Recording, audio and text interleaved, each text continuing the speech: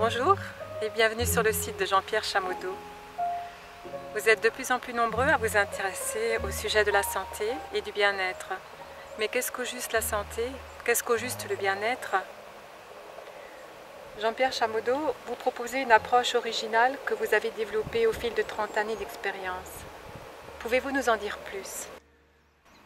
Ma recherche est principalement fondée sur l'efficacité pour soulager, pour passer de la pathologie à la santé, mais aussi pour passer du mal-être au bien-être. Et cette recherche d'efficacité m'a amené à effectuer un parcours professionnel assez important. Pouvez-vous nous décrire votre parcours? Oui, après avoir fait des études de kinésithérapie et avoir été diplômé de la faculté de médecine de Lyon, j'étais insatisfait des résultats que j'obtenais pour soulager les personnes qui venaient me voir au cabinet, ce qui m'a mis dans un état de recherche permanent. J'ai commencé par toutes les techniques scientifiques et j'étais toujours insatisfait, alors je me suis tourné vers par exemple la méthode Mézières. Puis j'ai fait 4 écoles d'ostéopathie. La première était une école d'ostéopathie structurelle, la deuxième était une école d'ostéopathie fonctionnelle et sensorielle. Puis j'ai découvert une troisième école d'ostéopathie avec la méthode Poyet. Et enfin j'ai découvert le péricarde. J'ai ensuite enseigné pendant plus d'une vingtaine d'années le Qigong. J'ai appris aussi l'acupuncture. Et la synthèse de tout ce parcours professionnel a donné lieu à une recherche personnelle qui a débouché sur la création d'outils thérapeutiques originaux et d'une efficacité tout autre. Et où en êtes-vous aujourd'hui? Je crois que vous proposez une approche originale de la santé et que vous êtes créateur de nouveaux outils thérapeutiques. Oui, en effet, ma démarche elle est orientée dans 2 directions. La première direction consiste à réparer la voiture. En ce qui concerne la réparation de la voiture, je vais proposer la libération holographique du cœur péricarde. Et la deuxième direction, c'est qu'une fois que la voiture est réparée, si le chauffeur est un mauvais chauffeur et qu'il refuse les priorités à droite systématiquement, il va forcément avoir des accidents. En ce qui concerne l'éducation du chauffeur, je vais proposer 2 outils. Le premier outil étant la respiration spontanée et le deuxième étant le discernement. Alors Jean-Pierre, toute personne souffrant ou atteinte d'une pathologie aspire à être soulagée ou à recouvrer la santé. Vous n'êtes pas le premier à vous intéresser à la question. Que propose de plus la libération holographique du cœur péricarde? Eh bien, ma méthode repose sur une approche originale anatomique, cellulaire et holographique de l'être humain. Cette approche m'a permis de comprendre un tout petit peu mieux qu'est-ce que c'est qu'un être humain, le bien-être, qu'est-ce que c'est que la santé, mais aussi qu'est-ce que c'est que le mal-être, que la maladie, que les pathologies. Et grâce à cette compréhension, j'ai pu déboucher sur une orientation de la thérapeutique et également sur la mise au point d'outils thérapeutiques d'une efficacité tout autre. Et en quoi votre approche anatomique peut-elle nous aider à comprendre comment s'installent les pathologies? Eh bien, voyez-vous, on a découvert que la plupart des pathologies étaient dues à des rétractions tissulaires. Les tissus mous se raccourcissent. Et le raccourcissement des tissus mous sont dus eux-mêmes à des chocs émotionnels. Ce raccourcissement peut aller de quelques millimètres à plusieurs centimètres et vont exercer des contraintes mécaniques importantes sur le plan anatomique. Ça va expliquer la quasi-totalité des pathologies. Pouvez-vous nous donner un exemple concret? Le premier exemple qui me vient à l'esprit, c'est l'exemple de l'ostéopathie. Il faut dire que ces tissus mous s'accrochent sur les os et que quand ces tissus mous se raccourcissent de plusieurs centimètres, eh bien, ils vont exercer une traction mécanique d'une telle importance sur ces os qu'ils vont les mettre en légère luxation, ce que les ostéopathes appellent les lésions ostéopathiques. Ce qui fait que si un ostéopathe remet un os en place sans rallonger les tissus mous, ces tissus mous qui sont trop courts vont retirer sur les os et les remettre de travers. Et donc la rétraction des tissus mous est non seulement la cause des lésions ostéopathiques, mais aussi la cause de toutes les récidives. Il faut savoir que les lésions ostéopathiques sont à l'origine de beaucoup de troubles de la santé, à commencer par les douleurs.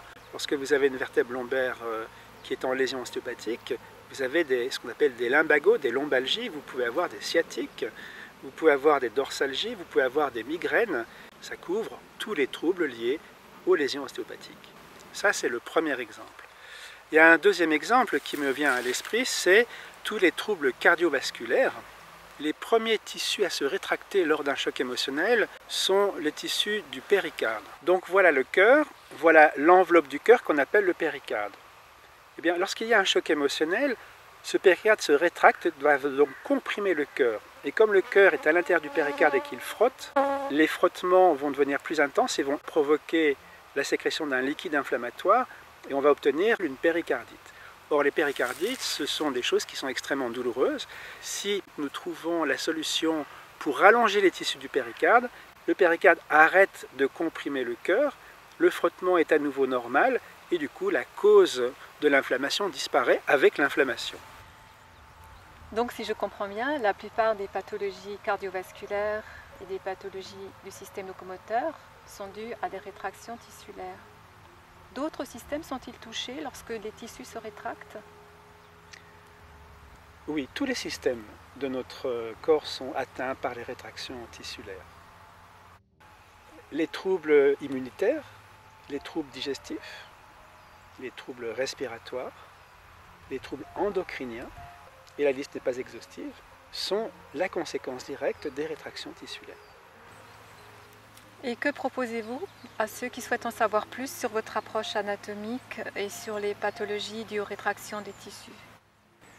La première chose que l'on peut faire, c'est aller sur mon site internet www.chamodo.org. J'ai également réalisé une vidéo sur cette approche originale de l'anatomie que vous pouvez consulter depuis mon site internet.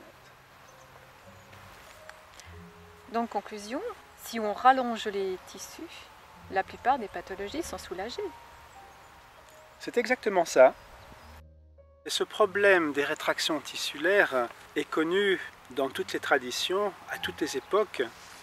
Et je ne suis pas le premier, effectivement, à m'être intéressé à l'art et la manière de rallonger les tissus. Prenons par exemple la tradition indienne. Les postures de yoga sont effectivement des postures faites pour rallonger les tissus. Plus proche de nous, en Occident, les kinésithérapeutes font des étirements musculaires pour les rallonger. Ceux qui sont un petit peu plus dans une approche globale font la méthode Mézières, font les étirements des chaînes postérieures, etc. J'ai exploré toutes ces techniques et je suis resté un petit peu sur ma faim parce que je trouvais que les résultats étaient insuffisants en termes de longueur de tissu rallongé, mais aussi en termes de durée des résultats. Tout cela m'a amené à chercher un peu plus loin. J'ai donc essayé de comprendre un peu plus profondément quelle était la cause des rétractions tissulaires. Et je me suis rappelé que les tissus étaient composés de cellules. Et je me suis tourné donc vers les scientifiques qui ont étudié les cellules de très près. Et cette vision cellulaire m'a apporté un éclairage entièrement nouveau et m'a permis de définir des orientations thérapeutiques tout à fait nouvelles. Et en quoi l'étude de la cellule nous permet-elle de mieux comprendre ce qu'est la santé? Si je les aime, ces cellules, c'est-à-dire si je les respecte, si j'écoute leurs besoins, que je comble leurs besoins, si j'écoute leurs limites et que je respecte leurs limites, eh bien ces cellules vont en être conscientes et elles vont s'épanouir, c'est-à-dire augmenter de volume. La membrane cellulaire devient poreuse, il y a des quantités de petites bouches microscopiques qui s'ouvrent et quand la cellule a la bouche ouverte, elle peut beaucoup mieux manger et recracher ses déchets. Et une cellule qui peut bien manger et bien éliminer ses déchets, qui peut bien communiquer, c'est une cellule qui est en pleine forme, qui est parfaitement fonctionnelle. Lorsque vous avez un organe qui est constitué de cellules ouvertes, eh bien, cet organe est parfaitement fonctionnel. C'est la raison pour laquelle on va pouvoir relier le concept de santé avec le concept d'une cellule épanouie, c'est-à-dire d'un volume important, et surtout d'une cellule ouverte qui va pouvoir partager. Mais qu'est-ce qu'on appelle maladie, pathologie? Eh bien, lorsque l'âme cellulaire est agressée, elle se rétracte et elle entraîne dans sa rétraction la membrane cellulaire. Et donc la cellule se ferme. Lorsque la cellule est fermée, elle ne peut plus ni manger, ni recracher ses déchets, ce qui fait qu'elle ne fonctionne plus. Et un organe qui est constitué de cellules fermées est un organe qui n'est pas fonctionnel, d'où l'appellation des pathologies fonctionnelles. Si le danger ne dure pas trop longtemps, dès que le danger est passé, elle va pouvoir s'ouvrir et vivre pleinement.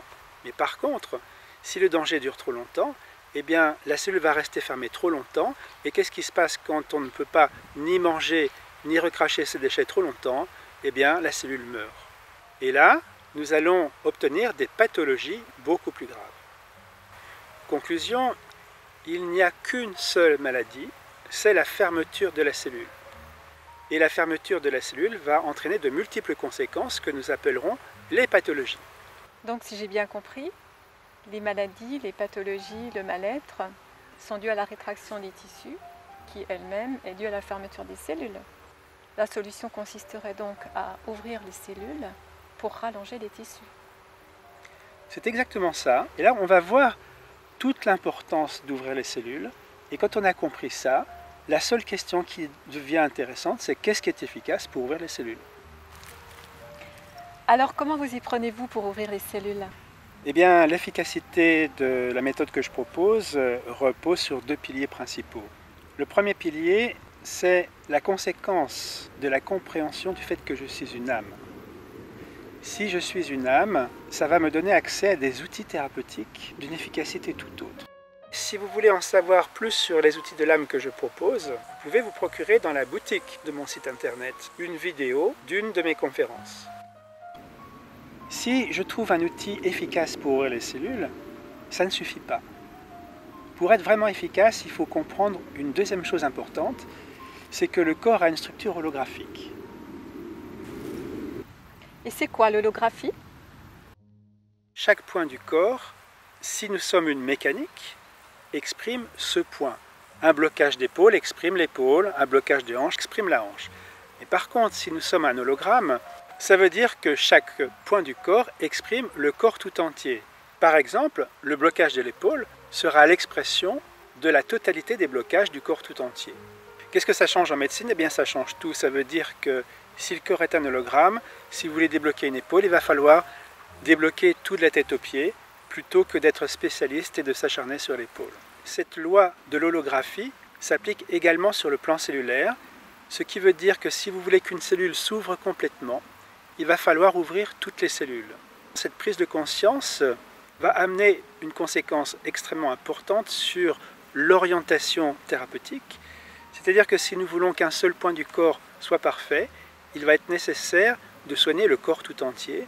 Ce n'est donc pas une seule cellule qu'on va ouvrir, ce ne sont pas les cellules d'un seul organe qu'on va ouvrir, il est nécessaire en fait d'ouvrir toutes les cellules qui sont fermées.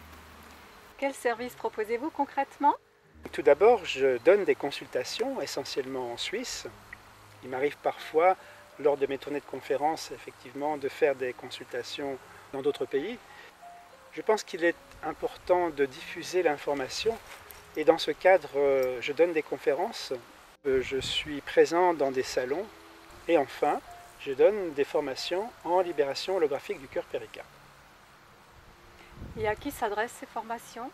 Ces formations s'adressent en tout premier lieu à tous les professionnels de santé et beaucoup aux ostéopathes qui sont très concernés par les outils thérapeutiques que je propose, puisque les résultats sont ostéopathiques, mais également à tous les kinésithérapeutes.